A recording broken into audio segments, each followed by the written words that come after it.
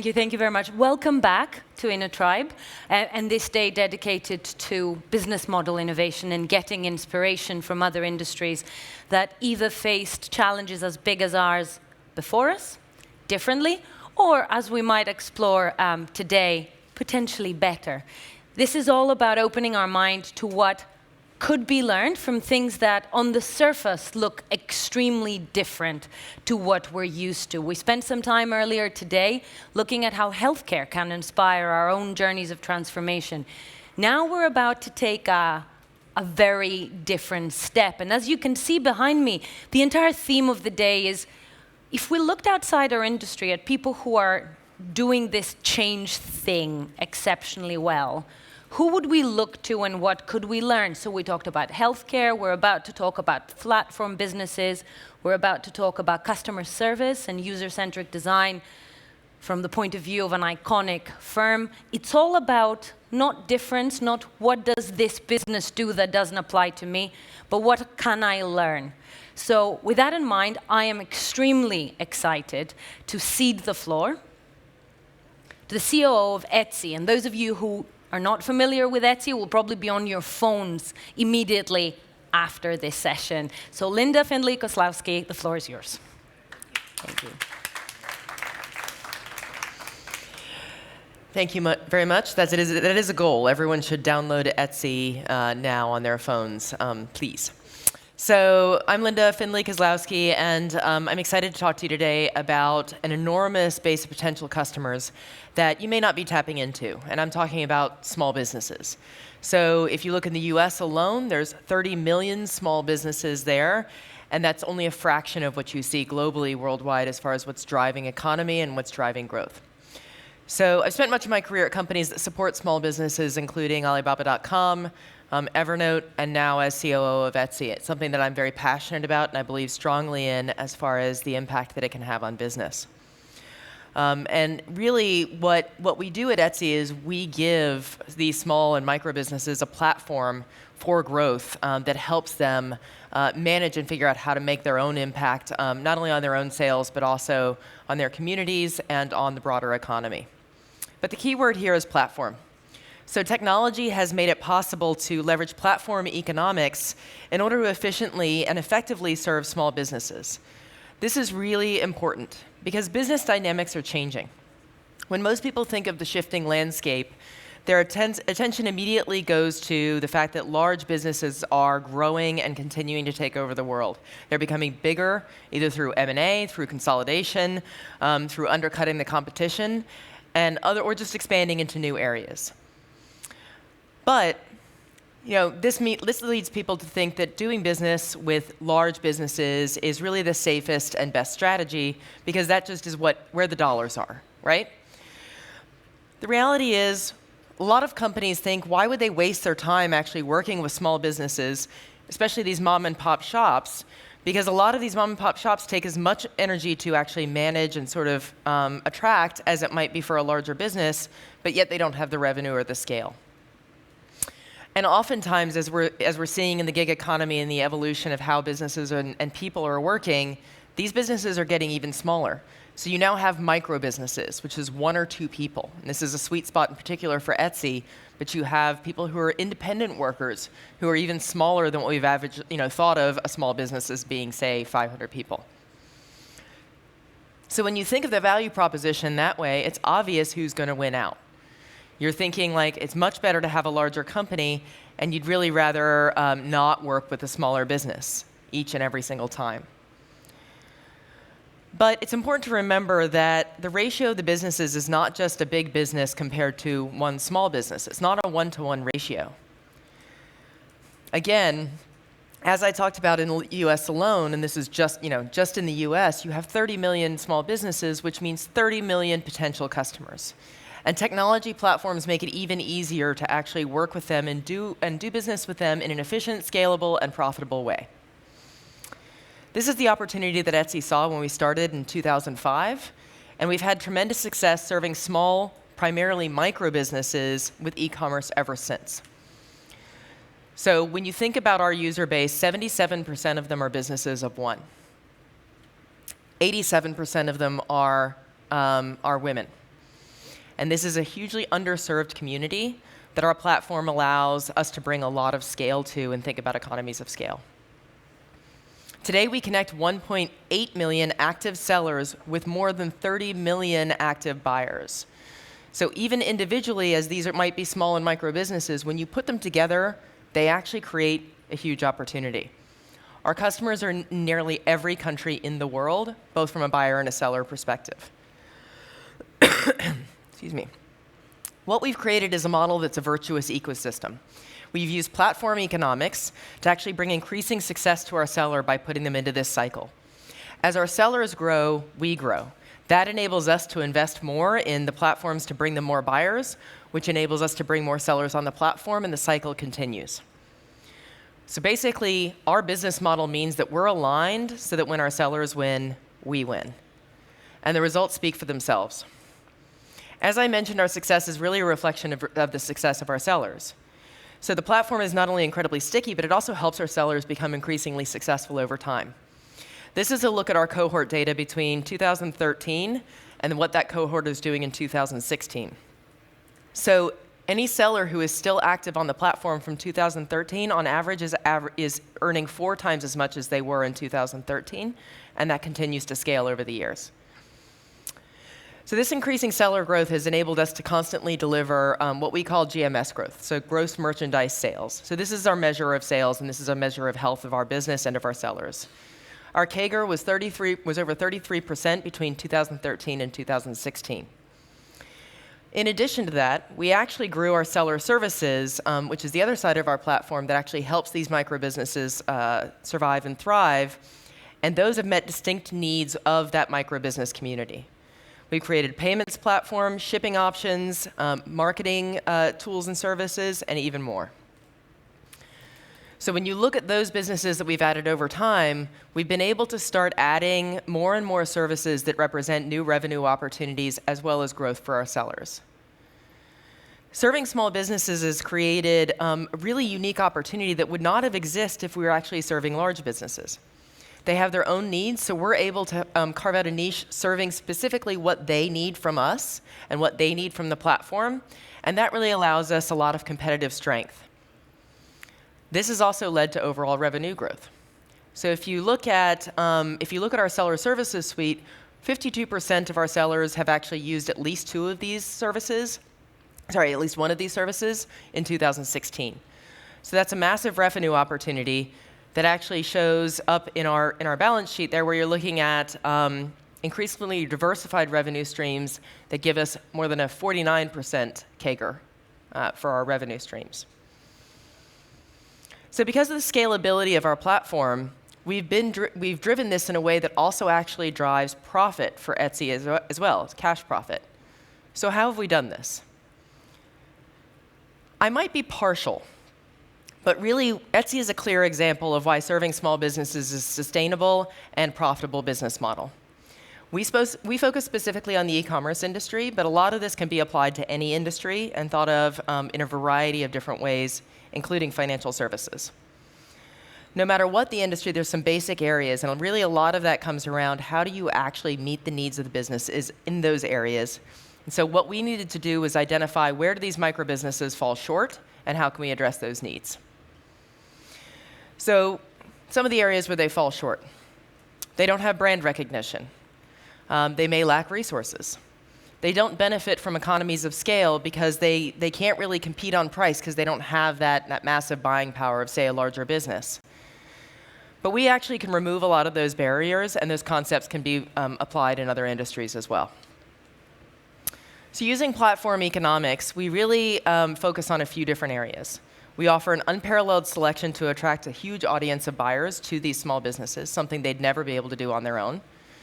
We build a higher level of trust with the end consumers. So since we're the platform in the middle, we can build that trust directly with those consumers and make it safer for them to trade with those small businesses. We can create a much more powerful marketing platform than any of those individuals could do on their own either. And we can give them new sales channels that they would never be able to build themselves through our platform. That amplifies their earning potential, which therefore amplifies our earning potential as well. All of these basically mean that what we're doing is using a platform to enable economies of scale for these individual businesses by bringing them together. So let's look at each one of these individually. First, let's talk about selection. I mentioned that we have 1.8 million sellers. They offer a range of more than 45 million products on our platform, which is larger than almost any other retailer out there. And if you think about the complexity of that from a technology standpoint, because these items are handmade and they're individually created, almost none of them have any kind of a SKU or depth of inventory.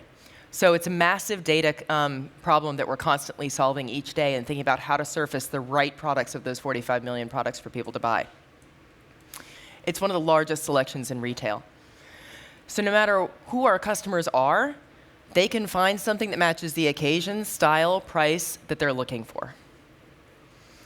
Then let's talk about trust and reliability.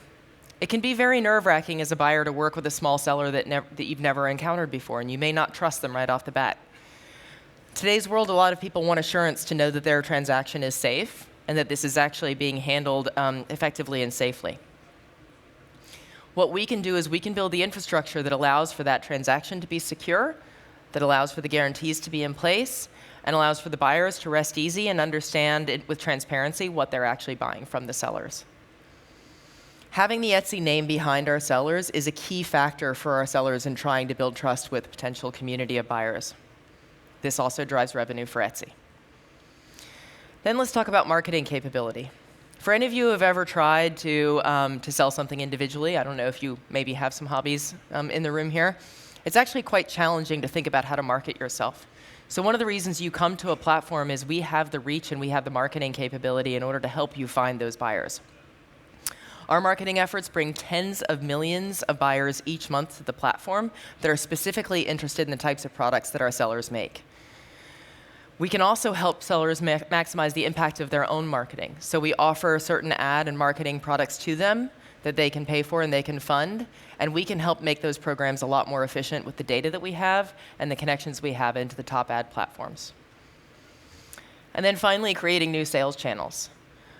We know that our sellers want to sell in a variety of different ways in a variety of different places, so we built services like Pattern, which is they can build their own custom website within 5 minutes using the Etsy platform.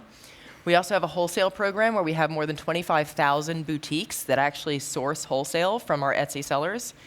And then we support them offline as well when they're actually selling at any kind of craft fair or public event, which in Canada alone, we had events in 39 cities a couple of weekends ago with our Made in Canada promotion.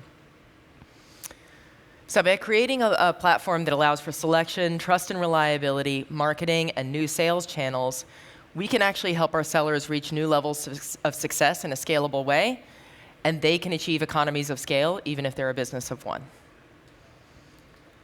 So exactly who are the businesses that we're helping in this process? Who are these people behind this platform? So it's people like Taylor. Taylor's based in Atlanta, and she started her Etsy shop, Clover and Birch, in 2012 when she discovered that she wanted to make a little extra income by doing something creative on the side and living her passion. She works around her family's schedule to actually make handmade wooden toys, and she's become so popular and she's expanding that she's actually signed a lease for a warehouse and she's starting to hire employees. It's also like Lizette. Lizette is a leather worker and Etsy seller based in Amsterdam. After launching her shop as a side gig, she decided to actually go full-time, and she went full-time in 2013. She now sells to 12 retailers all over Europe and continues to expand her studio and her staff. And it's about Xandra. So Xandra is an amazing story. She's from Atlanta. She's 17 years old. She had a love of lip balm, and she decided to start making her own skincare products. And now she's a member of the National Association of Women Business Owners, and her beauty products have been featured in Elle, 17 Magazine, USA Today, and Bustle. 17 years old. And Margot and Walter Kent. They started using reclaimed materials to actually make different products for the home, everything from desk caddies to canvas bags. Their shop is called Peg and All, and they started with just a handful of items, and in very short order, we're selling wholesale into retailers in Spain from the United States. So today, approximately 60% of their business comes from wholesale clients, and they've sold more than 7,000 items. So individually, none of these would necessarily be impressive businesses, and probably not something that you would want to serve and take the time to actually build and serve. But when you actually have 1.8 million of them together onto a single platform, using technology, it becomes much easier to serve them, and it becomes a thriving global business. They have no help. They don't have a staff for the most part. They don't know how to deal with the administrative tasks, so we do all of that for them. We maximize their marketing budget. We actually pull all of their finances together for them and just help them manage their business. They wouldn't be able to do it without technology, without a platform. Once you put those 1.8 million sellers together, you have a force to be reckoned with, and that's just the beginning. They really become part of something much bigger. Our founder, Rob Kalin, used to reference this children's book called Swimmy, where if one fish is in the ocean, it's likely to get eaten. But if you have a bunch of fish coming together and forming a school, then now they're actually something powerful and that can deter predators in the ocean. And that's exactly what we're trying to do with these small businesses. Each one of these individual components becomes stronger by being together, and there's greater and greater potential. It's not just happening with Etsy sellers. These stories are representative of a much larger trend that we're seeing with small businesses. So in the US alone, small businesses have on average grown 7% every year for the last 5 consecutive years. And the net profit margins in 2016 were double what they were in 2011. So if you're working with a growing business, it's obviously going to create opportunity. You just have to work with them in the correct way. And again, this is really just about the US, but when you expand this to the entire world, it becomes much bigger. Let's look a little bit deeper into some of these facts and figures. So these small businesses employ about half of the working population. They're a huge job creation engine. Since 2014, 2 out of every 3 jobs in the United States was actually created by one of these small businesses. They also make up 98% of all exporting firms, which is practically all exporting firms. And small businesses are a strong pocket of work for female empowerment. 36% of all small businesses are actually female-owned. And as I mentioned, when you look at Etsy, actually 87% of our sellers are women. So this is a massive female empowerment engine that's a great audience to tap into from a customer base. So we also know that there are compelling trends that indicate it's the right time now for small businesses. Within our own industry in retail, we're seeing that 1/3 of people are actively choosing to buy fewer mass merchandised items. They want to buy something from an individual. They want to buy something with meaning. Even big businesses recognize that there's an appeal of small businesses, and so they're trying to partner with them, and you're seeing that over and over again of larger companies trying to offer small artisan lines. Technology allows that platform to be created that makes working with small businesses possible. You can build your own platform, or you can actually partner with other platforms like Etsy to help these small businesses grow. Whichever option you go with, it's kind of hard to ignore the potential that exists today in working with these small businesses. So I hope that this example gave you a little bit of lens into what's possible with working with a platform and working with small businesses. But I'd love to actually invite the rest of the conversation to continue back on stage. Thank you very much, Linda. Grab a seat. This was very interesting for me, and I'm sure it was very interesting for people in the room. There's also a great and how do I take this home component for the bankers amongst us. So to join us at the table, I'd like to invite one of my favorites, one of the few people who combine concern with regulation and strategy in her title, known to most of you from Citi, Ruth Wandover. Thank you very much. Can I start you off by asking you to reflect on what we just heard, both from your own perspective, but also as the voice of the bankers in the room? Yeah. So I think, the key word that you mentioned from the beginning throughout was platform economics, right? And of course, in transaction banking, wholesale banking, we strive to get scale. And we've seen over the years as drivers of economics and regulation led to more consolidation, that people are becoming more platform focused, trying to enable things all in one space. At the same time, we have challenges with regulation, which is, of course, making life harder in terms of serving the smaller clients. And that was very much echoed in your example as well. So the clue in all of this, which in fact, as you presented, came out very clearly, and what comes out this week at Cybos, in my opinion, is data.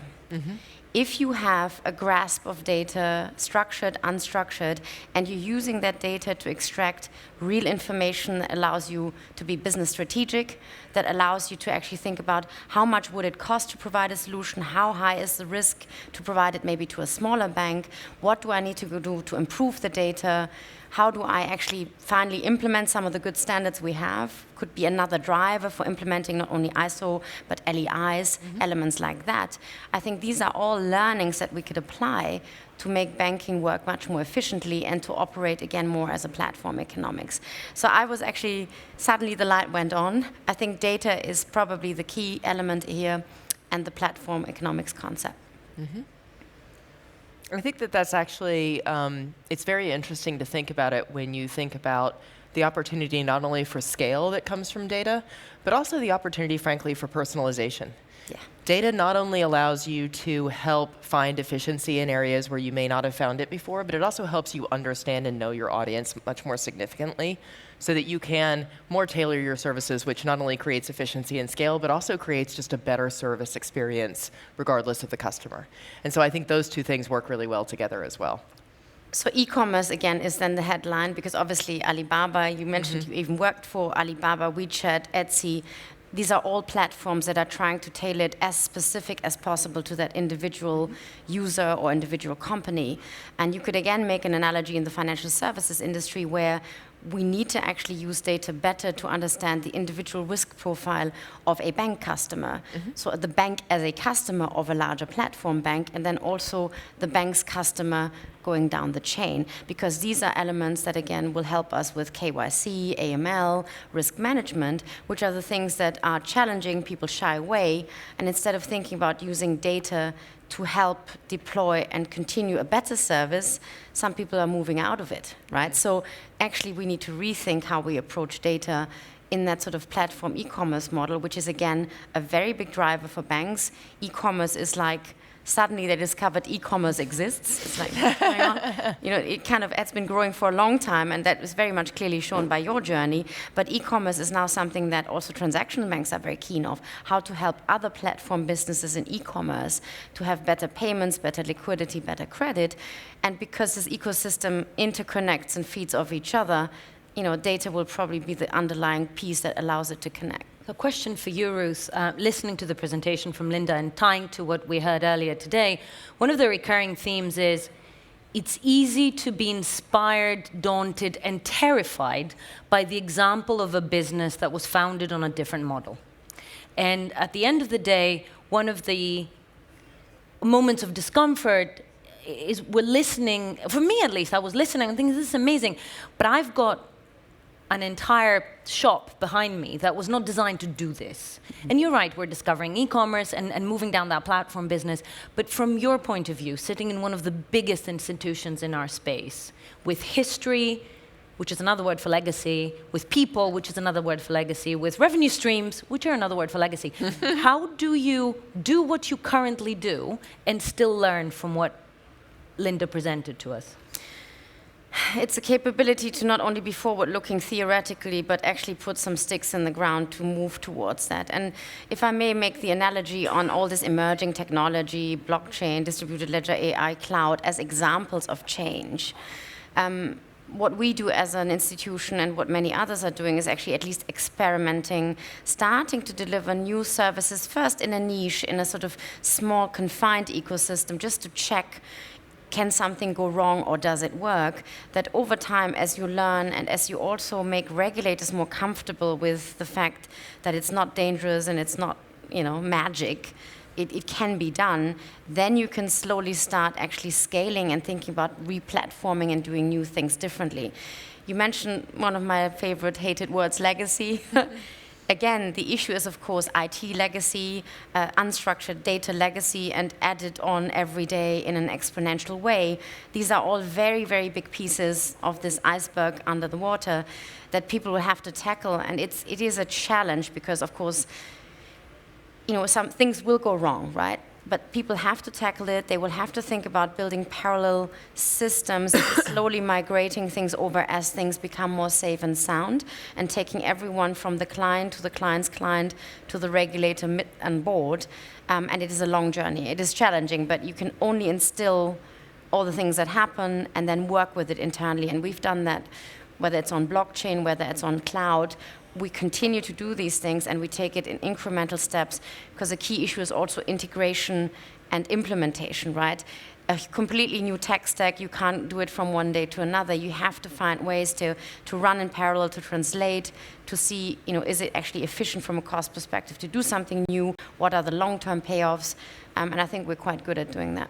So I'm going to move my chair this way, because I am also a banker. But I will ask the question that I don't want to hear the answer to.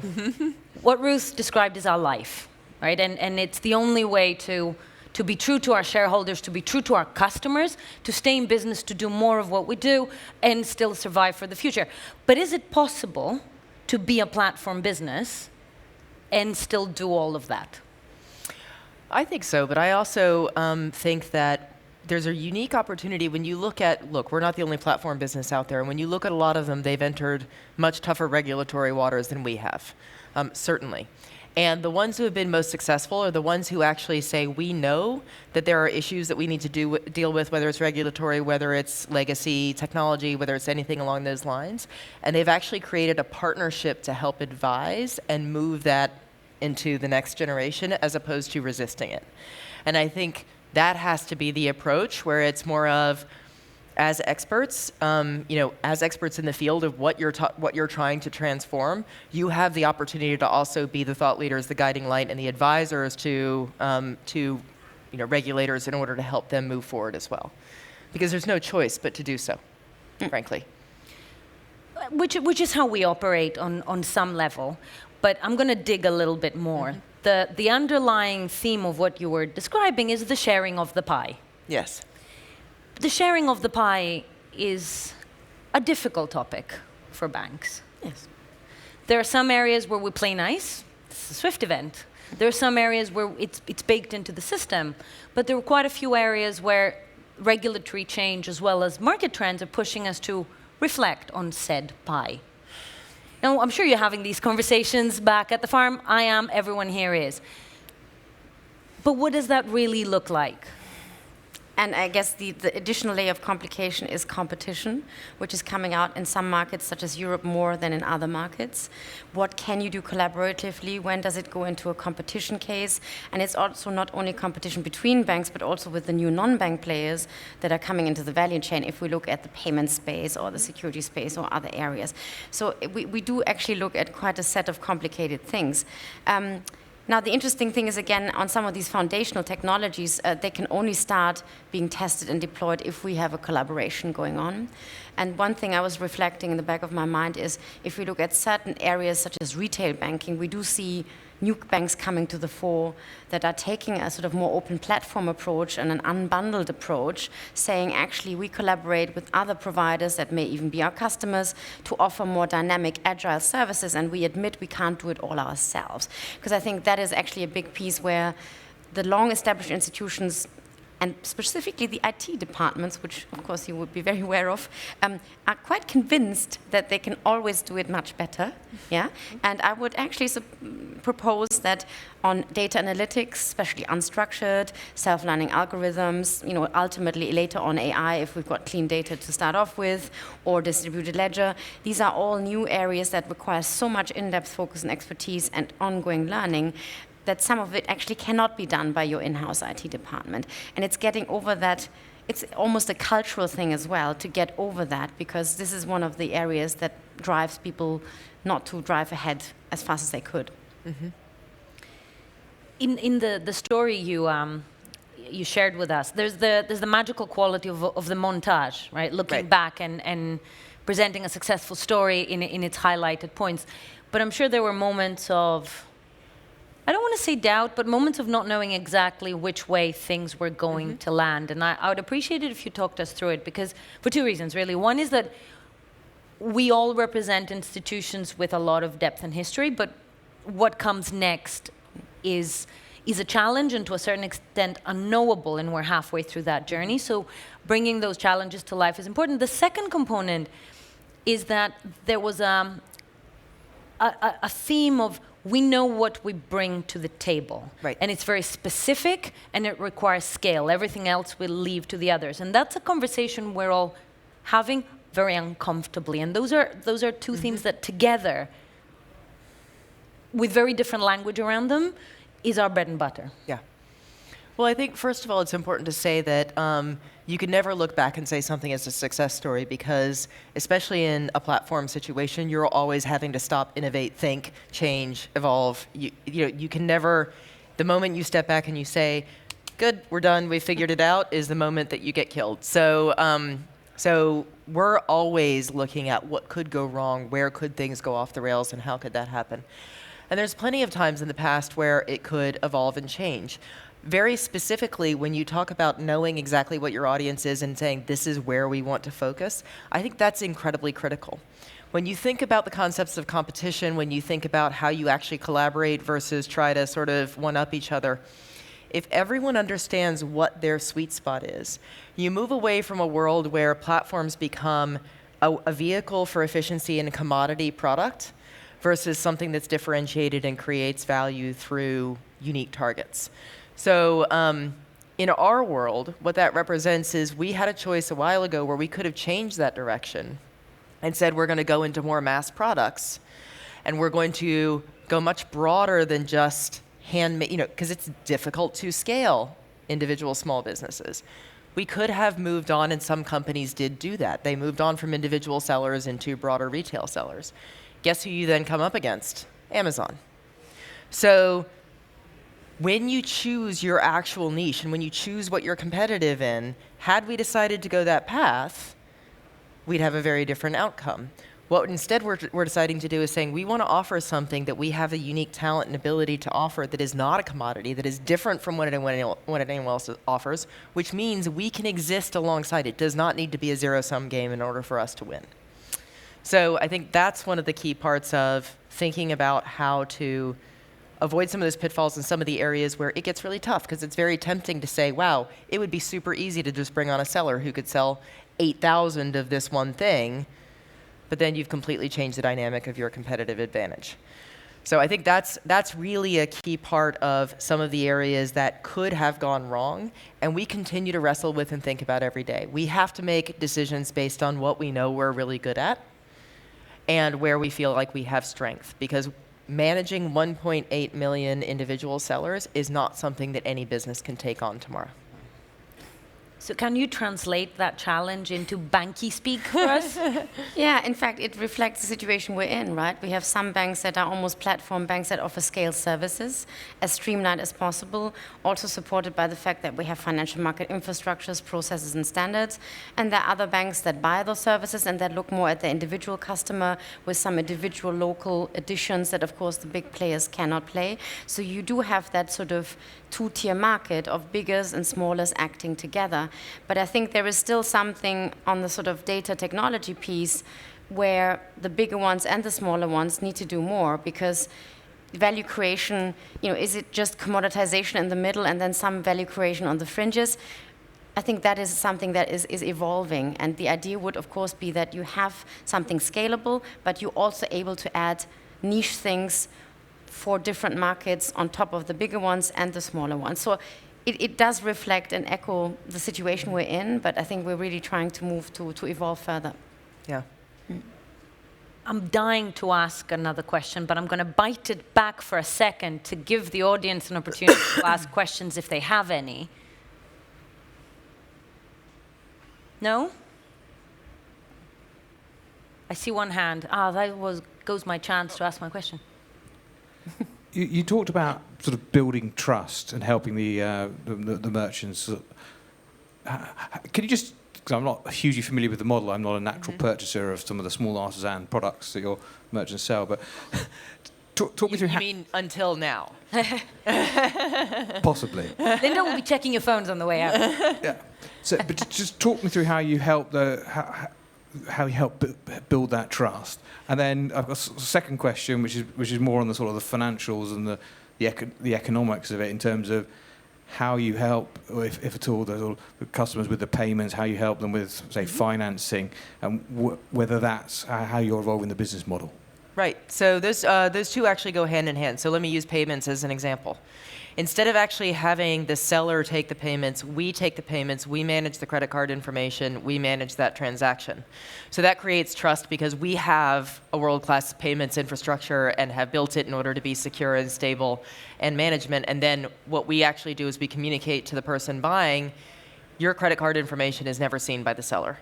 So that's one way that we're building trust, is to say, okay, we're actually going to have and own the payments platform to make sure that you're not wondering, am I sending my credit card information to an individual person who's working out of their kitchen? They're probably very trustworthy, but as a new buyer, you'd rather know that there's a structured sort of process behind how your payments are being handled. Same with shipping. So we offer shipping products that allow the sellers to actually send things that can be tracked, and so the buyer can kind of see, when is this coming to them and when will they actually receive their item. And some of it is actually about the brand, because we are the place where you can go find all of these different sellers. If you've transacted it with us before and you know that this actually happens, then you're willing to try and transact with other individual sellers and continue to build that trust. And then finally is customer support. So we have a customer support team where if, as a buyer, you are you're wondering where your purchase is or you have a question, you have someone you can call, you have someone who's going to back you up, and you have someone who's going to help you work with a seller if you need that information. That's the trust on the buyer side. There's also the trust on the seller side. As the individual seller, you want to make sure that you're on a platform that's going to be available, that's going to be reliable, that's not going to actually set you up with buyers that are unsavory and going to do something to trick you as well. So that's a key part of it. And that brings to the second part of your question, where as part of those seller services that we've created, we have decided, as the platform provider, what are our biggest pain points for our merchants? And we've talked to them. The reality is, they like making their products. Beyond that, they don't necessarily want to handle the payments. They don't want to necessarily handle the marketing. They don't necessarily want to handle their bookkeeping on that detailed level. They don't necessarily want to make contracts with the US Postal Service or Canada Post or anyone individually. They don't want to set up a Google ad shopping campaign that'll take them 3 weeks to do on their own, but 5 minutes to do with us. So we've taken on a lot of that burden, and that's really what the heart of the platform is how can we actually take all those things that they struggle to do or don't want to do, take those off their plate so that they can then focus their time on making creative goods that will help them sell more. You had a follow-up question. Oh, sorry. Just on the financing side, is that an area you're in or moving into, or could partner with some of the institutions here? We don't currently offer financing, and it's something that a lot of people, there are different companies that offer small business financing, and it's something that our sellers definitely need, but it isn't something that we're currently offering. We're focused mostly on what actually brings them new sales. Looking at this in the platformification approach, if you overlay financial inclusion and using Etsy as a model for bringing people into a system. This is a commercial platform, but could we possibly extract lessons for financial inclusion looking at this connectivity of small industry, small individuals, then connect into a bigger market? Could we actually look at platformification as a way of bringing more people in financial inclusion as well? Maybe just to have an idea, obviously you have all these small buyers from all around the world, and there may be some areas where people have a computer or a mobile phone, but they don't maybe even have an account. Mm-hmm. And then having maybe a prepaid e-wallet or a Bitcoin or whatever solution is a way to include these people. Yeah. Without requiring that sort of high level of bank exclusion. So indeed, absolutely. And it's something that we think a lot about. I mean, financial inclusion and inclusion in entrepreneurship. As I said, small businesses, 36% are owned by women, but at Etsy, 87% of our entrepreneurs are women. And so that's definitely an area of inclusion for us. We have a 17-year-old seller. She's not normally somebody who's going to have, massive bank credit and accounts, but she can actually use us to help scale. But if we also look at But if we also look at the potential products that come out of this, the micro-lending, the different way of actually handling payments, having a different structure of a current account, looking at maybe doing a credit profile or a risk profile based on that transactional exchange between those small merchants or those individuals, can we not actually see looking at e-commerce translating directly to what we could do in reproductizing our financial service offerings? Well, I mean, it's a partnering piece. You know, it's in a way like Alibaba, which sort of has everything on one platform. You can start with the SME, the micro business on the actual commercial side for physical goods. You add a sort of payment layer. You add a sort of access to finance layer. You know, and you can build it up. And I think that's how they're doing it with the different customer contingent than what Alibaba does. But it's basically the same idea. Yeah, and Alibaba does do that. They use trading Everything. records and information in order to help people get And financial data. inclusion. Yeah. All Before data. I jump in with my elephant in the room, do I have another question from the floor? So my elephant here is that I listen and I hear an amazing opportunity for proliferation at the creative end.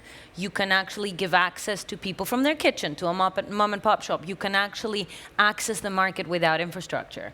And there's a democratization on that side, and it's fantastic. But how many of you can the market take?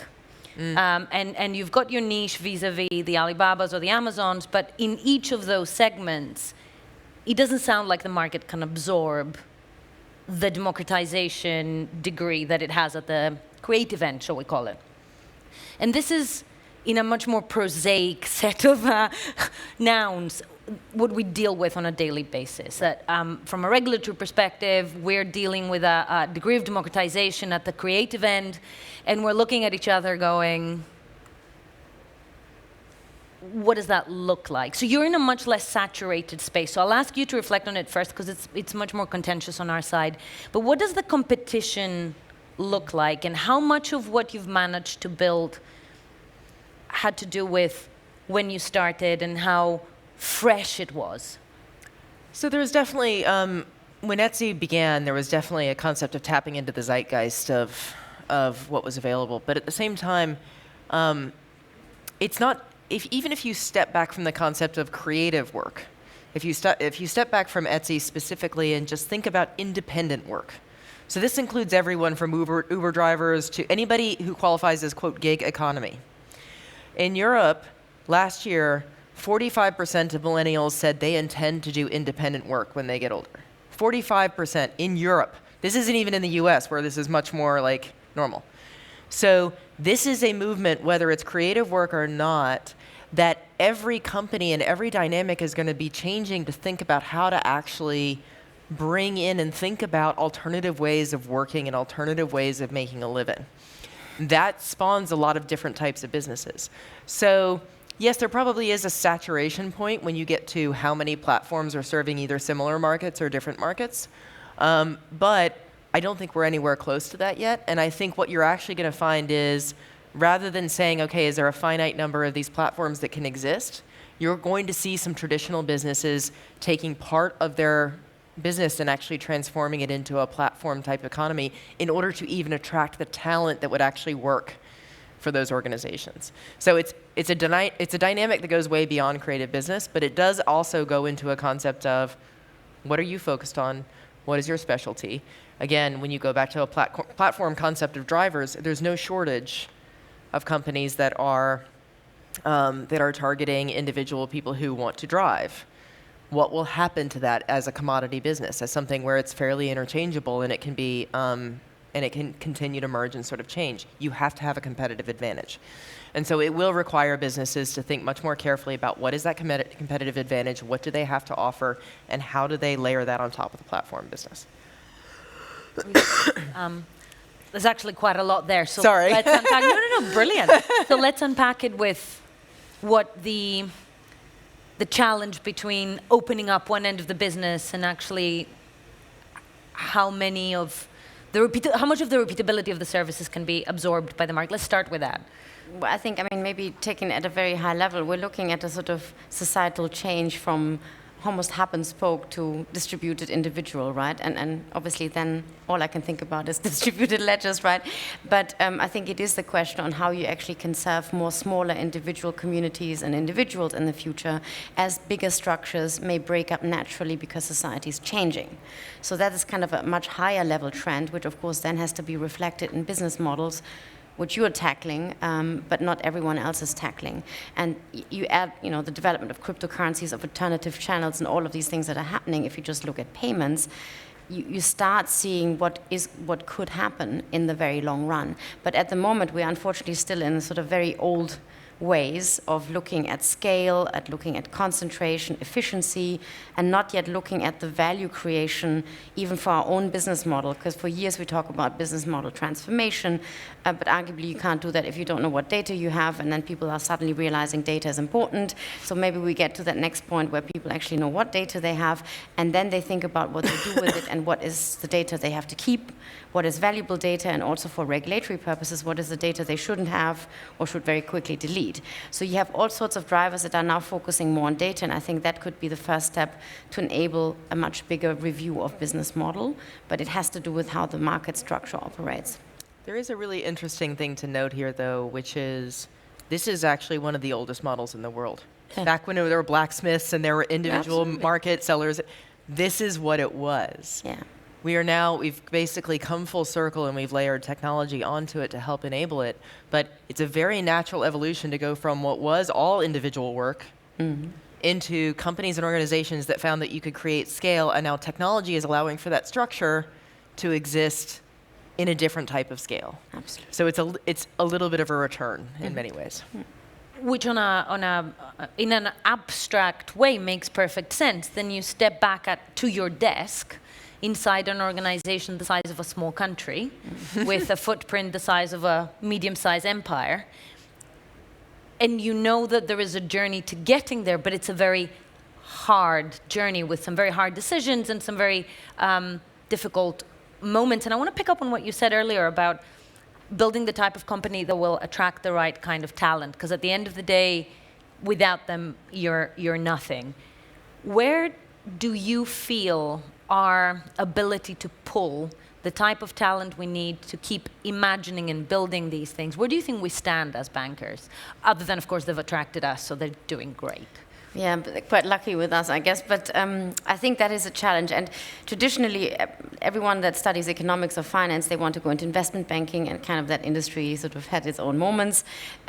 We do see actually that people are less and less interested in that traditional financial space. But we actually need those creative people that come from very different areas or come from the IT world, coding, internet. These are the people that can imagine things differently.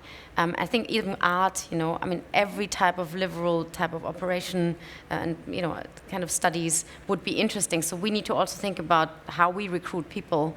What are our demands? Think out of the box, fix a problem in a very creative way. Think about something completely different when you answer a question, not the sort of textbook way. That's what we should be looking at. And I think that is starting to come through slowly. I think the other thing is women, female talent. There's a lot more focus by institutions, including ours, to look at female talent from any type of study background, rather than I want that male business economics student that has been excelling on mathematical skills, right? Because it's not about that. But it's a long journey. I think we're starting to make change, but we need to keep attracting this talent, and that is challenging in fact, all these new IT and all these cool things that Google, Amazon, Alibaba, they are starting to become also large corporations. So they're also starting to be less interesting for these talents, right? So I think we need to find a different way to tap that talent, but it's becoming more equal in a way. And I think the opportunity is what to stay focused on, though, because when you think about what I was just talking through with what Etsy has created, if Etsy were a country, it would be the 29th largest economy in the world. It's a nice feeling. That's not a bad thing. No. And it is made up of a bunch of individuals. Yeah. So it's like there is opportunity there. And I think exactly what you're talking about rethinking work is sort of the right way to capture the talent that says, okay, how do you take a random group of ragtag creatives and create the 29th largest economy in the world? Yeah. On that, and to build on something Ruth just said, it's very easy when you're running a big entity, and you are now running a big entity, to lose sight of what it is you do it for and focus on yourself, because you're so big you need management now. The thing you're saving the creatives from, you have to do for them and for yourself. We all suffer from it, we all battle against it, but it's human nature to think about the thing you live in almost more than the thing you're doing it for.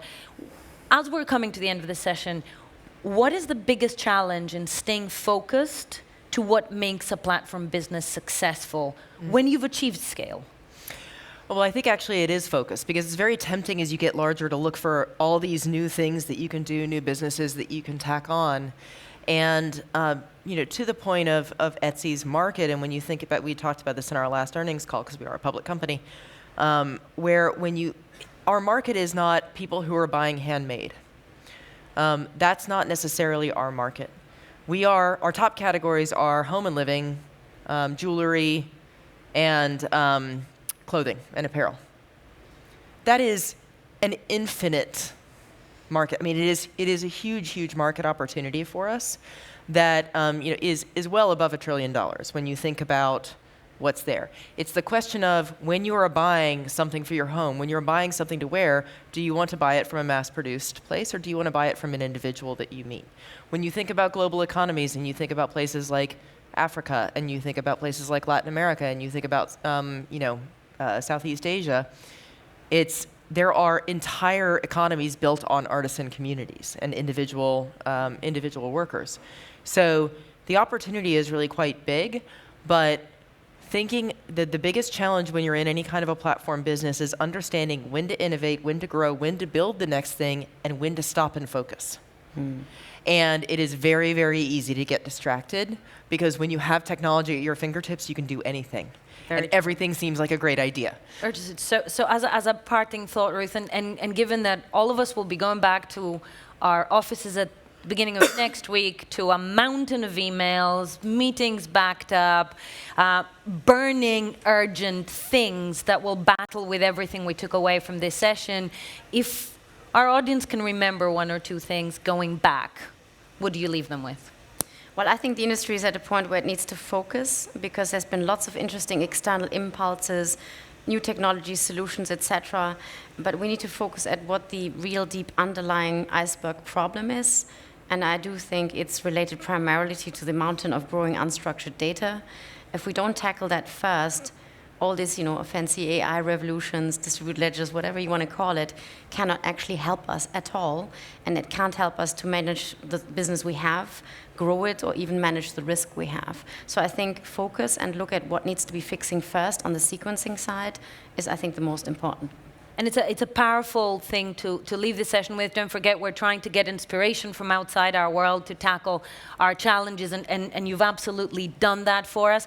Before I thank you and let you go, a reminder to all of you that we'll be tackling exactly the same types of questions in the following session from a slightly different angle.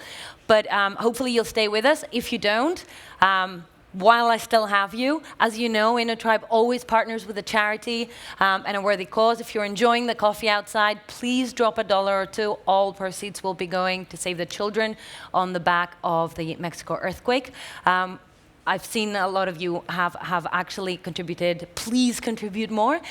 Thank you very much for your time today.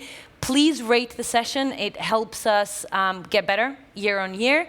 And thank you to these lovely ladies. We have to wrap now, but I'm sure they'll stick around for a few minutes if you have questions. We will be back here very soon with the next in business model innovation, looking at Apple. So if you can, please stay with us. Ladies, it's been a pleasure. Thank you very much. Thank you.